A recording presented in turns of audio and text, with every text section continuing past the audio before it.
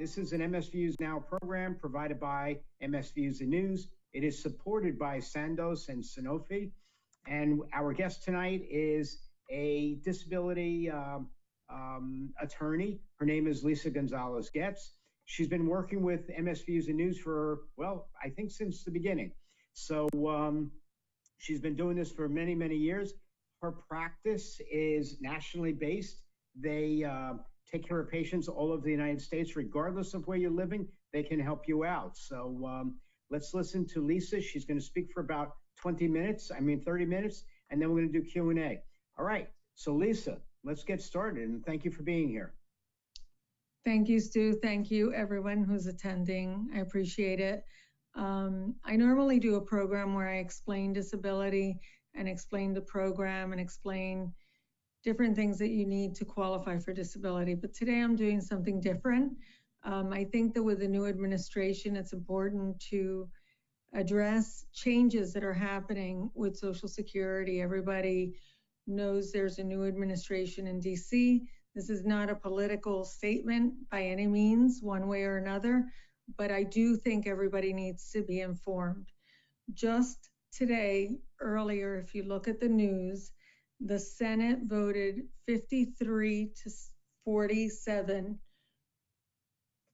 And there's a man named, the last name is Bisigano, Bisniago, and he became the new commissioner of Social Security today. All I know of him was that he was one of the highest paid CEOs in the United States, and in 2017, he earned $17 million for that year. So the hope is, according to the administration, that they will clean up the delays, systematize the program, make it more efficient. But it will affect everybody, whether you're receiving benefits, whether you're applying for benefits, or even me as an attorney representing people that are applying for benefits.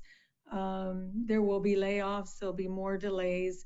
So I put a slideshow together to kind of go through what we expect to happen, but really it's informational. And if anybody has suggestions, I'd be happy to hear them also. So these changes right now, according to government statistics, is going to result in the elimination of about 7,000 Social Security staff employees. That's a 12% workforce cut. There are many, many offices that are closing that are Social Security local district offices, mostly outside of Florida, but it's affecting everyone. What is that going to do to claimants? If you live in a rural place and you have an office that's closed, it's going to make it more difficult. And we'll talk about that at length because I feel that it's a real disproportionate change and it's going to affect a lot of people. But for right now, just know that many offices are closing. This mandatory return to work in person was very interesting. I recently had a conversation with an administrative law judge and asked the judge what's happening behind the scenes. Are you guys going back to the office, not going back to the office? I understand there's 500 employees and only 50 desks. How's that going to work? Many judges are waiting to see what happens because they've gotten used to, since COVID, taking hearings over the phone in the comfort of their home. There's no driving, commuting, no getting dressed for work because many of these hearings are not even in video. You're seeing more of me than you may see of your administrative law judge. But at any rate, what the answer was is there are no directives. Nobody knows. One judge in Fort Lauderdale took the package to retire when President Trump gave 2 weeks and they would give a buyout. And one judge in Fort Lauderdale took that and suddenly disappeared. That may happen more and more if the mandatory return to work in person remains. Now, it's also important to know that Social Security, many of these judges and employees were actually able to work from home 2 days a week before COVID. So it is changing for them, but not as drastically as it did for most of the population who had to appear at work prior to COVID. Office overcrowding, that's what I mean by there's not enough desks, seats to handle the amount of employees that are designated for that office. So one of the suggestions that the administration has is just cut the staff and just put the people that have desks. We'll see how that goes, and I don't know if that's even possible. And we'll talk about the numbers. Bill, you can change the slide, please. These are policies that Social Security is changing. They're changing many different aspects of right before the administration came in during the fall of 2024. There were a lot of changes to the law of Social Security. So one major change was vocational. So Social Security used to consider your last 15 years of work, and currently they're only considering the last 5 years. So that created a whole change with vocational training. So those are legal changes that are affecting more than anything attorneys and claimants that are appearing before the government. But in Social Security, whether you're receiving benefits or not, right now they're requiring an in-person verification. And that's very difficult for people to get to the office, not to mention the wait times in the office to get help. But that's what currently they're requiring. They may change it. They may change it tomorrow, in 2 weeks, in 2 years. But for right now, we have to ask our clients to actually show up to their local district office. Paper checks, some people do not have bank accounts that receive benefits. Most people are getting electronic deposit, but now it's mandatory. Everybody has to get electronic deposit. The phones in Social Security, if anybody has tried to call Social Security for the past 10 years, it takes forever. Now it's worse than ever. You could wait on hold for 40 minutes and then somebody can just pick up and hang up on you. And nobody, the professionals trying to help Social Security process these claims, has a backdoor line. So we call the same numbers, similar numbers that you do, with the exception that we may know a friend or two that can hopefully give us answers about what's happening to a particular case. These modifications are significant. Like I said, it depends on if you are receiving benefits, not receiving benefits, where you live, your actual impairment, whether you have difficulty getting in and out of the car, getting to a local district office, taking a number, waiting to be seen. And then once you get seen, they require a lot of documentation. So you have to go prepared, especially if you're prepared to wait, you want to be prepared with your paperwork in hand. Okay. So no, we're going back to the overpayment and clawback policies. Yeah. So clawback is almost like that machine that comes down and grabs things and just takes, you know, it's like a machine you play. My kids played with it. I think I played with it as a kid. That's my understanding of clawback. In the beginning of 2025, the minute this administration began, they issued a statement that anybody who had an overpayment was going to have to pay the overpayment back completely before they were allowed to continue benefits. So the current status, or the status before this, was always that if you had an overpayment, we can negotiate and pay you back 10% every month, but we still need the checks we're receiving to live off of, right? So when the administration came in January 2025 and said, we are going to change it. And if anybody owes money, they're not receiving any Social Security checks until we get paid first. That created a public uproar, and they decided instead of 100% of withholding, they revised it 4 months later, and they said, okay, we're going to let you appeal the overpayment. We're going to give you 90 days, and we're going to collect 50% of it now. So if your check is, $1,000 a month for easy math, and you have an overpayment, many times the overpayments are not your fault. They're the fault of the government, ergo an overpayment. But now you have to pay it back, and you actually don't even pay it back. They take it back. So that's a real issue that started one way in January. Then in April, they said, okay, we're going to cap it at 50%, and we'll see how that does, because it's very hard to think for anybody, let alone for people that are not working, that you're going to have 50% less income monthly to live on. So it's a problem. Okay, go ahead. The delays between 2025 and 2024.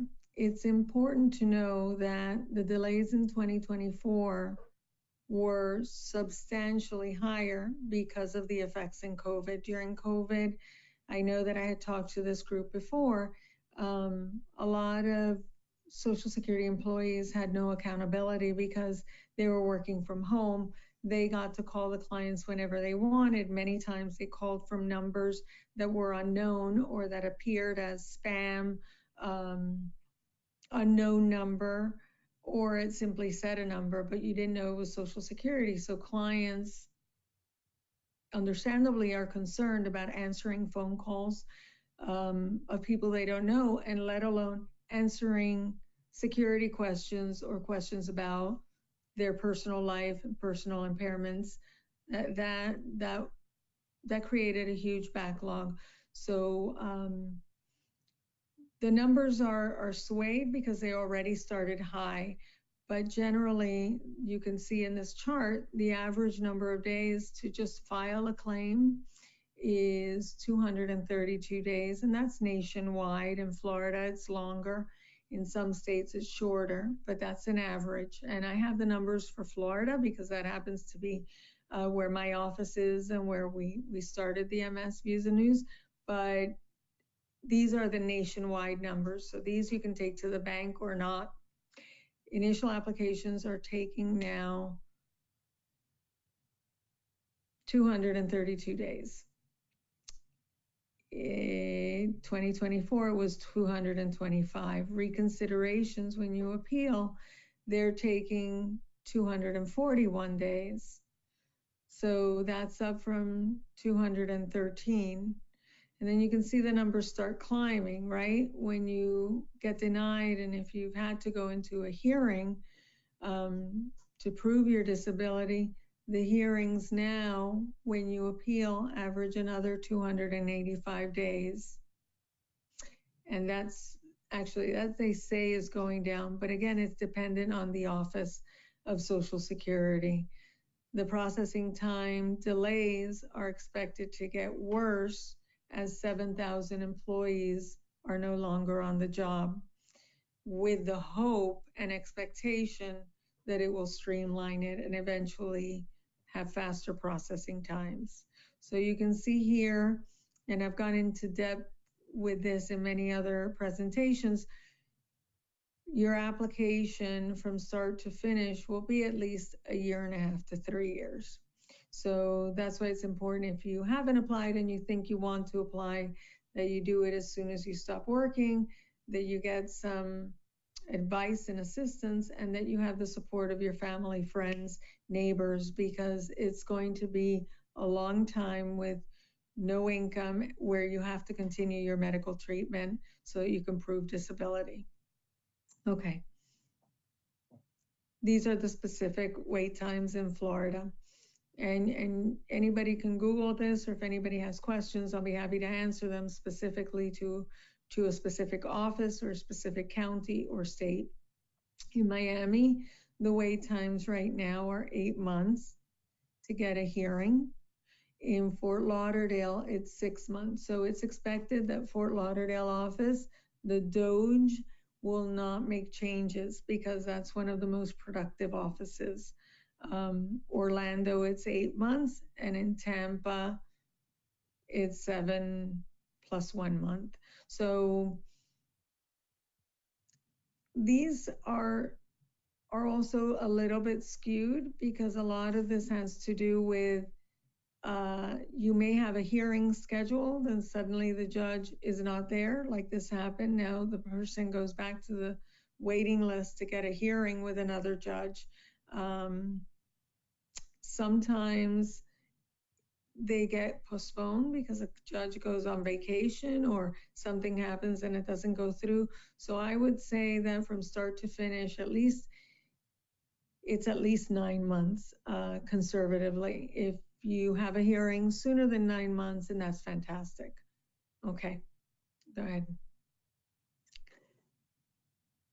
Okay, this is SSI. So as you know, there's several different programs for Social Security, but the major ones are Title II, which is SSDI, and Title 16, which is SSI. SSI, you have to prove that you're disabled. And then in addition, you have to prove that you meet the financial criteria, which is basically you've met the poverty line. That poverty line changes every year. So the caps were different in 2024. These are the new caps, individual and as a couple, which means if you have resources in excess of $2,000, and it could be $2,001, you will not qualify for SSI. Likewise, if you're married and your spouse brings in income, and as a couple, you have more total resources of $3,000, you won't qualify. The exclusion tends to be, or is, you have to have a home, or you can have a home and still qualify for SSI.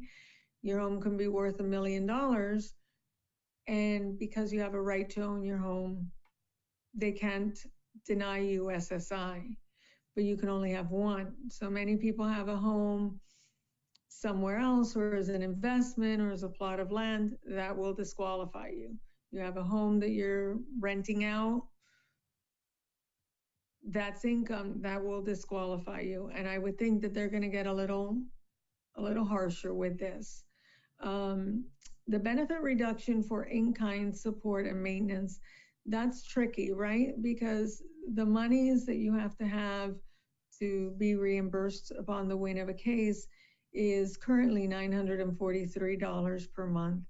But if you're receiving support or in-kind support, like I'm staying somewhere and I don't have to pay the rent, and the rent would normally be $2,000 a month, you don't qualify. Okay, so for all these reasons, it's interesting because you kind of think that, you know, I can claim this, and they don't really do investigations, but they are, and they're doing what they call, it's called a PERC review. I don't know what PERC stands for, but it's a PERC review.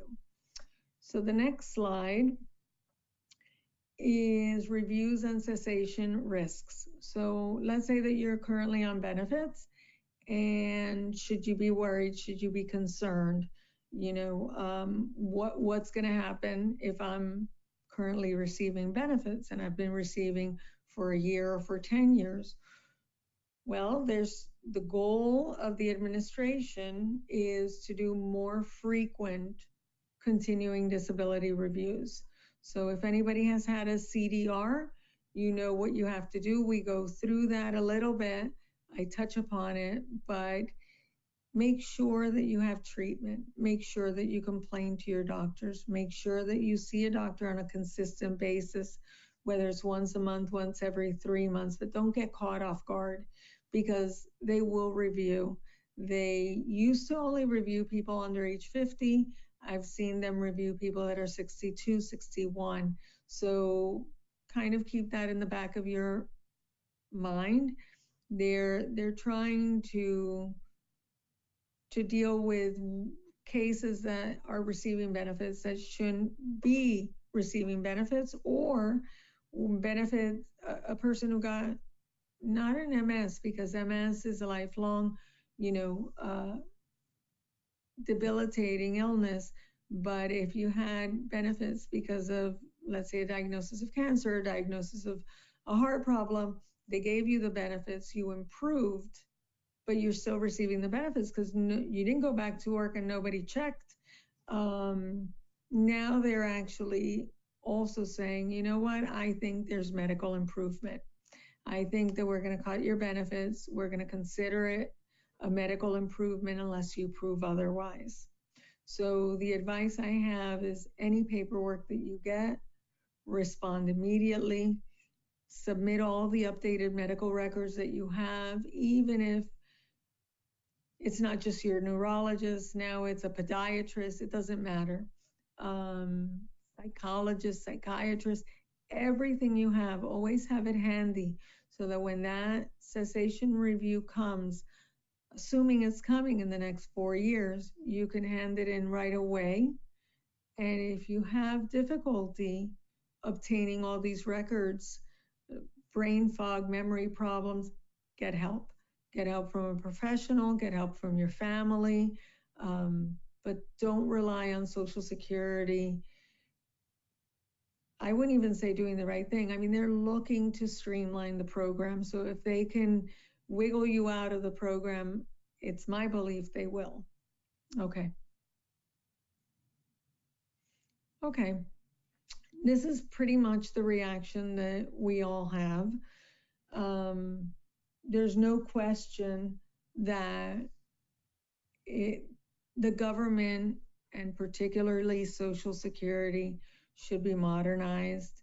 It should be more efficient, okay? They should obviously have fraud reduction. So these things that they want to instill can be very beneficial to community in general. One of the things that I had done, was look at the system of the computer system. It used to be archaic. It's improving, and now I think it's going to improve even more. So that's really, really great. The problem is what the critics say. These efficiencies, reduction of staff, closure of offices, are going to create more delays, so the numbers will probably go up. It creates barriers for people that live in rural places or have no computer or not savvy technologically. They're going to have a barrier to respond, to be efficient, to be quick, whether it's a cessation or an application. There are going to be delays and there are going to be difficulties completing the paperwork you need to, because right now, currently, it's still paper. And even though it's inefficient to have paper, and paper eventually gets scanned and gets electronically processed, they're going to do away with even handwriting. So that's an indication of unfairness. And then the digital divide is, like I said, people that don't have technological or the stick-to-itiveness. A lot of times the programs with Social Security to maintain your privacy have timeouts. So if you need more time to complete a report, it will probably shut you out, requiring you to start all over again. Additionally, if you speak to the Social Security employees, there is low morale currently. They have no idea if they're going to have a job. Some of the employees are pensioned out, so if they get told they have to go to work, they can just elect to take their pension. Some are very, very concerned whether or not they're going to have a paycheck in a month. And it's creating very low morale. So people on the phones trying to find out what's happening. It used to be more like the clients would get nasty because they're waiting and they're stressed and really need the answers. And now you're getting nastiness on both sides. You're getting it from the clients on the one hand, and you're getting it from Social Security on the other hand. And both are understandable, but they're not acceptable methods of communication, but they do happen. Okay, go ahead. Okay, these are, if anybody's kept up with the news, this is what they think they're going to do. What they're saying may happen in the future is that Social Security benefits will not be taxable. Nothing has happened on that yet. Right now, we have a new commissioner as of today, so we don't know what that's going to embark, but I'll keep you posted. And then concern about faster trust fund depletion if there's no offset. So for SSI people, if you have a trust fund, if you have a special needs trust, you're still able to collect, but there's a fear that people are, the more money they're losing, the less they're going to have. And that's a concern also for many, many people. Okay. Is that it? Is that the last one? Okay. So one of the Social Security personnel that worked directly with Dodge was quoted as saying in the Kansas City Star, May 4th, this organization is moving fast and breaking things, but they are trying to handle the staffing issues. Months, weeks, hours to have your phone call answered. And the effort is really done to eliminate the waste, but in the process, many people will be impacted. Okay, thank you. I hope this is informative.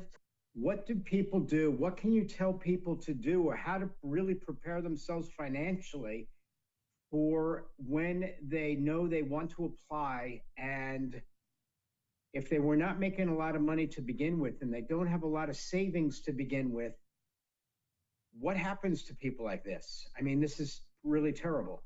It is. It's terrible. What happens is they end up losing their home. Some people are living in cars. Some people are living with friends. You know, it's a pretty disastrous situation because in order to protect yourself, I would say you need as much support as you can from everybody around you to help you with transportation, food, medical bills, medicines. There's no answer. There's no easy answer. If you were to, the situation were different and you had a settlement of a car accident, a malpractice lawsuit, then there are ways that you can make special needs trusts and you can put the money so that it doesn't affect you. However, that's not the case for most people. Right. Thank you for that. All right. Next, person wants to know if Social Security payments are taxable. Okay, we talked about that. They are taxable. The new administration is hoping to take the taxation away, but it hasn't done anything yet in that respect other than talk about it. Okay, next, are Social Security payments based on your level of income? It depends on the type of benefits. So the major two cases, SSDI and SSI. For SSDI, it's really based on how much money you earned and paid into the system. And then you're entitled to receive 100% of your retirement for purposes of disability. But for SSI, the numbers were there. They change every year a little bit. But yes, it's highly dependent on income and resources, not just on being able to be disabled, but in addition to that, you have to prove that you're financially destitute, pretty much. Okay, thank you for that. Not good news, but thank you for answering. All right, next, the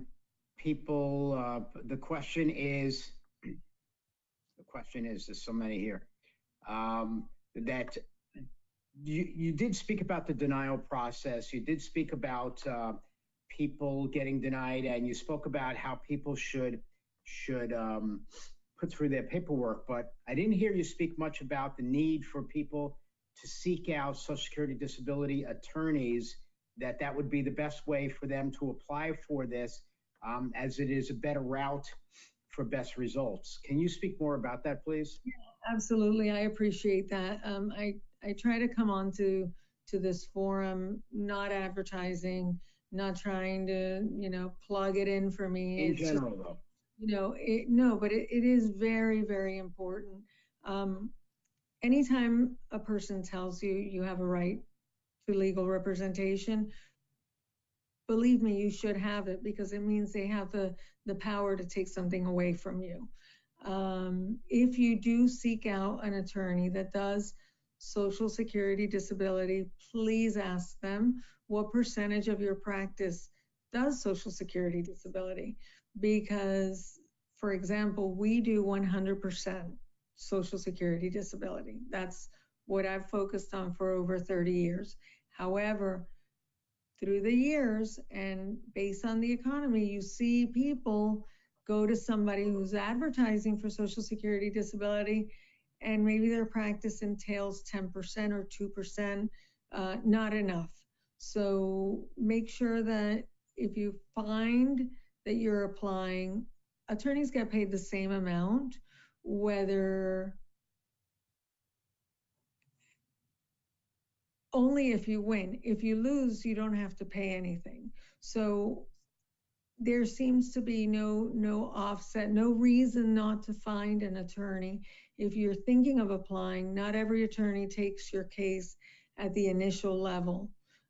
Some attorneys want to take it only when you're requesting a hearing. Some are looking at it as you're appealing, but we take it at the beginning because we feel we can flow the case a little better, make sure that the forms are always completed on time, make sure that you're not writing anything that will harm you, make sure that you're informative enough so that information is clear for Social Security, so that creates less questions. So if you think you're going to apply, you should find an attorney that only does Social Security disability, and you should find an attorney that can help you even with your initial application, because they'll be with you every step of the way. Okay, thank you. All right, a lot of people are asking if you're available, and people are asking about different things to do with different states and if you're available to practice in those states. So if you could just answer about that. I know it was not supposed to be about Lisa, but the fact is that a lot of you online do need somebody that is qualified. This is a qualified person, which is why we have her online to speak with you. I appreciate it. And my heart goes out to your group. So that's really why. So Social Security disability is a federal program. So I'm licensed in Florida and I'm licensed in Pennsylvania, but I have access to any state, including U.S. territories such as American Samoa, Guam. We represent people there. Some people leave the states to go back to their country because they have more support. They may still qualify for their disability, and we represent them at any stage. If we go in front of a judge and the judge denies us and the judge denied us making mistakes, then we appeal it to the Appeals Council. The Appeals Council oversees the judges, but for the last 8 years, they've rubber stamped the denial pretty much. So when you get denied at that stage, you have to be licensed to practice in the federal court in the circuit that you're in. So we practice in every circuit. I'm happy to say, or sad to say, but we have filed federal court complaints for clients in all 50 states. And then I'm going to do my last plug is in June, my husband David is my partner. He and I are both going to be admitted to the Supreme Court of the United States. So on our bucket list is hopefully to make law, to take a case that's so egregious that we can take it all the way up. Okay, thank you. Interesting question that somebody just asked is, how do I set up a trust to store some money I have so it won't affect my benefits? Can I set up a social needs trust by myself? And where did it go? And not have to hire an attorney? So special needs trust is a very delicate, difficult trust to make. There are attorneys that only specialize in special needs trusts. For example, I don't do them, and I know a lot about them. So I don't really suggest a layperson do a special needs trust. But if you're going to, what you need to know is that if you're going to get money and you're going to squirrel it away, you have to be careful. You have to be careful that you don't squirrel it away, and then they're going to say you're committing fraud. Did something happen? No, I think somebody's phone went off. Okay. Okay. All right. Were you finished answering that? Well, I just want to make sure that it's very clear. If you stash money away and they see that you did it just to be able to qualify for SSI, you are being fraudulent. And I don't know how severely this administration is going to follow up on that. But I'll give you an example. There was a child that was born blind because of a medical malpractice, got over $1 million in a settlement, medical settlement. They found out years later that they put all the money from the settlement in a special needs trust. However, they found out later on, and they went and opened a box in a bank account that had money in it. So now benefits are seized. Now all that money has to be paid back. And now you're going to get these clawbacks. So there's a lot of things that, yes, you have to be extremely careful. Okay, thank you. Next, I had some good questions here and everything got bounced around somehow, but I'm trying to find them again. A person writes, can we draw normal Social Security while waiting for Social Security disability income to process? Let's say we can collect at 62, but FRA is 67, and at 65 we become disabled and can't wait until 67. Yeah, I mean, so attorneys are really, we're starting to change the platform as the age of retirement is going up. But yes, you can collect early retirement while you're applying for benefits. It's what you would get if you win your case and prove disability, as opposed to the early retirement, will be 20% more money and will speed you up for Medicare purposes, because you get Medicare after 29 months of being declared disabled. So we have many clients that are 62, but we have many that applied at 60 or 61, and then they turn 62 during the process. They start collecting 80% based on their early retirement. And then once you win your case, they divide it up based on 100% for the period of time you weren't receiving, and then 20% for the period of time that you were collecting. So yes, you can. Okay, thanks. Next, with the resource cap on SSI, if you're married filing jointly, will only the individual limit come into play? No. If you're married, it's not individual, it's couples.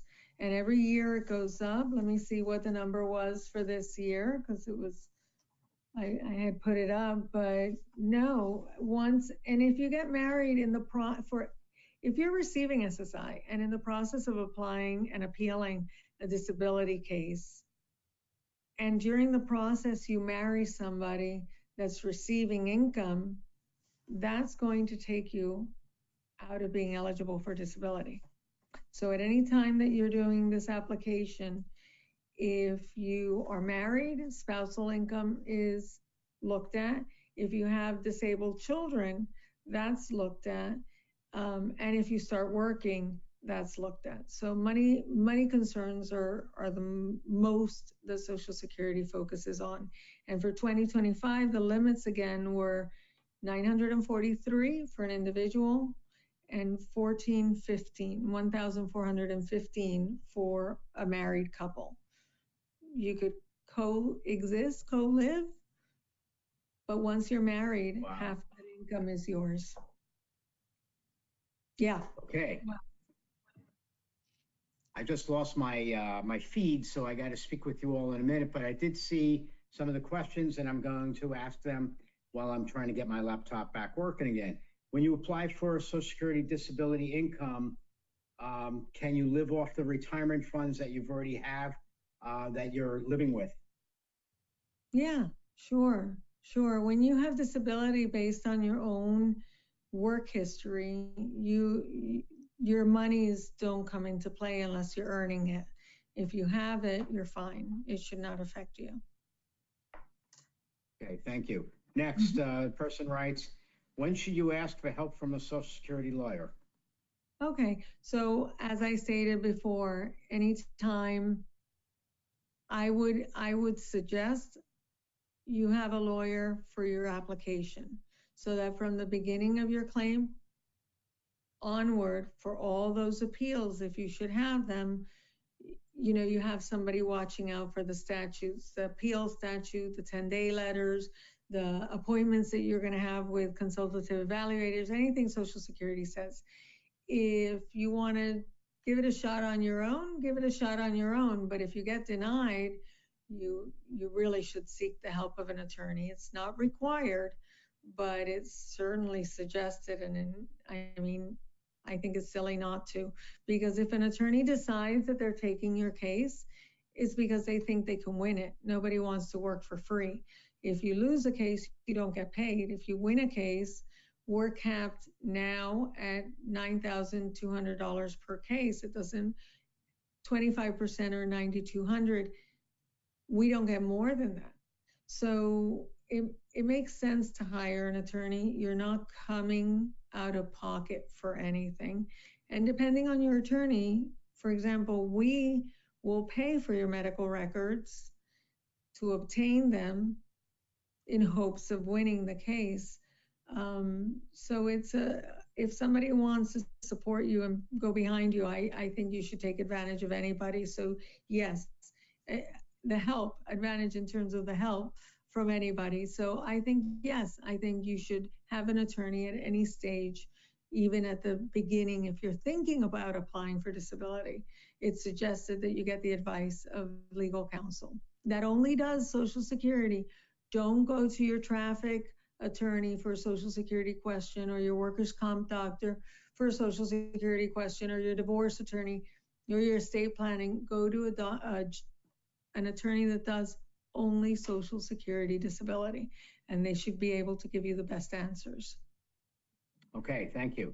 Next person, you said that Social Security was looking at the last 15 years of work. Now they're only looking back at the last 5 years. Does that mean that they're basing your Social Security benefit only on the last 5 years of employment? That's a great question. No, your Social Security amount is based on what you've paid into the system. What it's doing with employment and going back 5 years is that if you've worked in the last 5 years, they're jobs that are vocationally more relevant. So these are cases where when you go in front of the judge, you have a vocational specialist, you go against them, and you really hone in on the job that you did. It used to be that people may have done a job 15 years ago. It doesn't exist anymore. 10 years ago, it doesn't exist anymore. So I believe it was either November or January, November 2024 or January 2025, where they said, no, we're not going to go back 10 years. We're going to go back 5 years from your date of disability. And we're going to consider any work you did in those 5 years as vocationally relevant. And you have to prove that you're not able to do any of those jobs that you did in the last 5 years, and that you're not able to do any other work in the national economy. Okay, thank you. Next, being fair to everybody that knows another disability attorney and those that know that there are different MS organizations that have disability attorneys that they recommend. Yes, you can contact any of the MS organizations and they will put you in touch with a Social Security disability attorney. I'm not saying that you need to call Lisa. What I'm just saying is that Lisa is a qualified attorney and there are plenty others out there as well. So, you know, it might be better for you to use somebody that's local to your region. So that way, if you have to make an office visit, you could at least do that rather than being on a Zoom call. Okay. So, all right, next we got away from that one because that person was going to bash me, and then there were a few others that said things also. Let me something. I'm sorry, Stu. Let me interrupt. There are a lot of people that are in rural counties where finding legal representation for Social Security, since it's such a niche, is hard to do. So having the ability to find an attorney that has a really good win record and handles cases nationwide is a benefit. You're not paying more for that attorney, but you're able, the individual, by having the ability to go to the 50 states and territories, you're giving the individual a better representation, the access to representation, which they never used to have. So that's how I feel about that. Okay, thank you. Next, if I'm approved to SSDI, can my husband collect as a spouse at the age of 62? Yes, but you will collect the highest number. So it depends who is receiving. You can't double dip. You collect either under your account or his account, depending on who's the highest. And Okay. Social Security is very good at calculating that. All right, good, thank you. Next, in short, SSDI is also financial needs based and not just based on level of disability? Question. So it's important that you speak to somebody about that because Social Security has many programs and they have a program that's financial need based and there's a program that's based on your work and how you've put money into the system. So there's one program, SSDI, and there's another program, SSI, and they both require that you prove you're disabled, but the SSI further requires you to show that you're financially in need and you qualify for the financial guidelines. Can you be on both SSI and SSDI? Sure. Many people are on both. Many people, that's called, the lingo is SSDC. So let's say that you worked, but not enough to bring you above the poverty line and your retirement is only $600, but the poverty line is saying 900, then you can collect your work money from what you paid in. And then SSI is actually called Supplemental Security Income. It will supplement your Social Security income. So yes, you can be on both. Okay. All right, lots of questions here, okay? I'm trying to get through them and weed out some of the ones that are similar to another one that was asked and answered. Okay. So this person writes though that she missed the beginning of the talk, and are you saying that your income is viewed for SSDI? Yes. Okay, past next income one. And current income. All right, can you be a recipient of social services aid and still apply for SSDI while waiting for approval and payments? Yes, a lot of the aid that you get in terms of social services are statewide programs, so it depends on the state or the county that you live in. But of course, you can be receiving those benefits as well as apply for disability. Yes, you can do both. Okay, thank you. Next one says, you mentioned the resource limits with Social Security. If I'm approved for SSDI, do I have the same limits? I ask because I have property that I inherited and I earned rental income from that property. If you're receiving under your own account based on your work activity and you're receiving SSDI, not SSI, you will not be affected. Thank you. Next.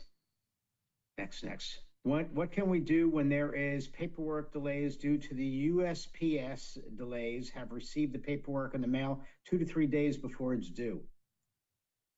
I love it. I love it. This is something that's happening nonstop. So what you should do is the minute you get a paperwork and it's telling you it's a 10-day letter and it's postmarked and you see you just received it, call Social Security, the number on the bottom, and let them know you need an extension.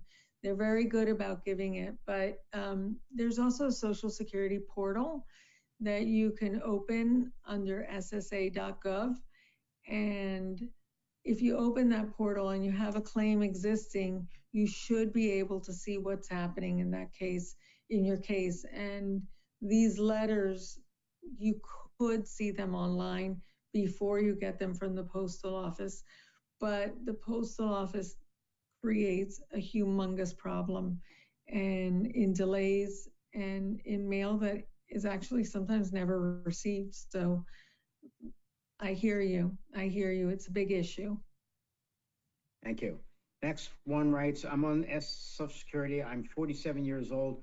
I also work part-time. I know the cap is, in this person's case, $16.20 per month. Is it spread over the year or exactly per month? So it's meant to be per month, but we average it out per year. I have always said in these programs that anytime you work and you're showing income, it creates a red flag, especially if you're under age 50. So keep those numbers low. Make sure that your employer knows you're not capable of working more hours. Many times you have absences, you arrive late, you have to show that you're not able to work. And once you start working, then the question becomes, well, maybe you can work a few more hours. So the number is not as important. If you go over it, you're out. If you go over it 1 or 2 months, and that was the only time you worked, then you do divide it by 12, and you see that it's still well below the number. And every attorney, everybody gives you different numbers. And I had a whole meeting with the office the other day that it's very important we all give consistent numbers. And even though it may be $1,600, $1,700 of work, I find personally that anything over $800 gets reviewed. So I've informed my entire staff to advise if you have to go back to work, make sure you make $800 or less. There you go. All right, next writes, if on Social Security disability and working part-time, but staying under monetary limit, any special advice on staying compliant with disability law? Yeah, I mean, the same thing I said. First, make sure that you're still going to treatment, that your doctor will support the fact that you cannot work more. So you want to make sure if you're working 20 hours a week, that your doctor knows you're not capable of doing more. Make sure that your boss knows you're on disability and you're not going to always be the same consistent, because disabilities are not scheduled. You can't say, I'm going to feel bad tomorrow, but today I'm working. So it does open the door, and I've found that as long as doctors say that you cannot work more than a certain amount of time, you're not consistent enough, you're okay. So if your ability to sit, stand, walk is a total of less than 8 hours in a day, then you can't work. But if you are able to, then it opens doors. Okay. Point blank for many that are asking, must they stop working in order to put in Social Security disability application? My first question to anybody who's trying to apply for disability is, have you applied? And the second question is, are you currently working? So anybody who's currently working, automatically I think, well, maybe they don't qualify. And then I have to ask the further question, how much are you working? How much are you making? And why do you believe that you can't do any work? So unless the law changes, yeah, you should be out of work when you're applying for disability. If you want to try to work, then that's where the amounts come into play. But if you're working and you apply, that application is going to be toast. They're not going to look at it. Okay, next. I get SSI and didn't get enough years to be able to get more because of complications of MS. So how can I get more money? Is there a trust where I can, that's back to the store money, or I can go back to work? Will I ruin everything? And would it be harder to get the benefits I already have back? So if you're receiving SSI, you're receiving probably the maximum. And if you don't have enough work quarters, unless you work and extend your quarter coverage, which is currently about $1,700 per quarter of earned income, I mean, those are traps. If you're on SSI, I think for the moment, just stay the course, because this administration, the first thing they're going to do is attack SSI because it's a welfare program. So I don't think it's time to monkey around with anything currently, especially if it's SSI. Look, they're reviewing people that worked all their life and paid money into the system. They're reviewing people that are over age 60. They're going to be reviewing SSI. Okay, next. Should we assume that those of us collecting SSDI will be entitled to the COLA annual increase? Yes. And could you explain COLA? Cost of living allowance. I can't believe that I just pulled that out of my brain. I haven't heard that term in a long time. Cost of living allowance. Every calendar year it goes up based on the cost of living. And so yes, you're automatically, if you're receiving benefits, it automatically goes up every year.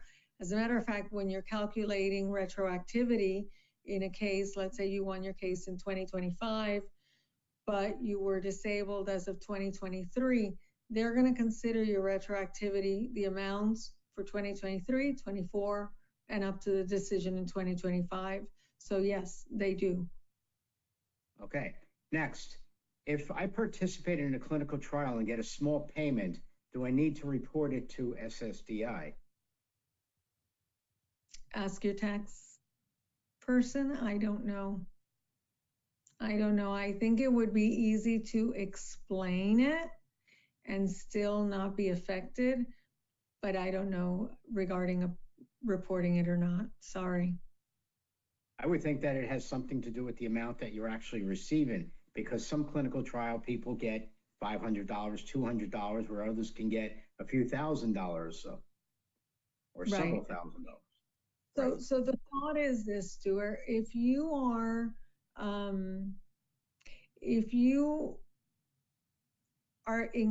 making money because of something you're proactively doing, it's not passive income. If you sold a house based on a phone call or made a stock win gain, that's considered income based on that phone call, based on the sale of the house, or based on, they can consider that income if your actions create the ability for you to receive money. Okay.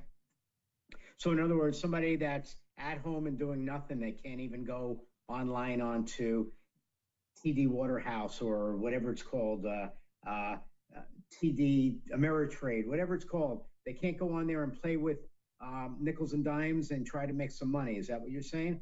Or are there limits? No, that's exactly what I'm saying. Those all get reportable at the end of the year, so they become a concern. So that's why my advice to anybody who has investments is to just get dividends, because that's very clearly nothing that you know, that's definite passive income. Now, the amounts may change with this administration, but this is the way it's currently. If you made those trades and those trades resulted in money because you lifted the phone, yeah, technically you created it. It's not passive. But you said that a person could do the stocks and get dividends only and not to actually receive cash, and that would not be an issue? Right, because you didn't proactively have to do anything to receive that dividend. Okay. Next question. If your parents passed and you're listed as their beneficiary, can this affect your SSI benefits? If they left you money and you're only collecting SSI, yes, because that means you wouldn't qualify for SSI. So that's where trust comes into play. If you're receiving SSI money and your parents have enough to give you upon their death, really the best course of action is to put that money into a trust.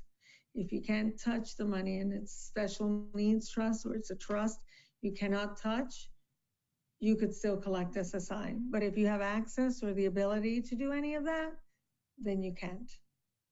Okay. For those that have been stay-at-home moms for their whole life or most of their life, how do they put through a claim for SSDI? So they're also a stay-at-home dad, so it's not necessarily just the mom. And you put a claim in for SSI because you're not insured for SSDI unless certain things, unless you're a widower, and then you have to make sure that you fall within the constraints of that. So it's, you have to be over 50 and you have to become disabled within 7 years of the death. There are a lot of other things that go into that, but if you're married and you want to collect disability, you're not entitled to it because you didn't pay into the system. You have to prove that you qualify for SSI. Right. What is considered income? It's up to the person on the other line of the phone, or it's up to a judge in a hearing. We just touched upon the amounts. We just touched upon active versus passive income. So a lot of things can be considered income. A lot of things can just be money that's given to you. That's different. But if you did something to create that money, it's income. Okay. So is Social Security disability considered income? It is considered income for purposes of the fact that when you're collecting Social Security disability, you're still paying taxes and you still qualify. So that's a really technical question. So it is income, but it's not earned income. It's not worked income.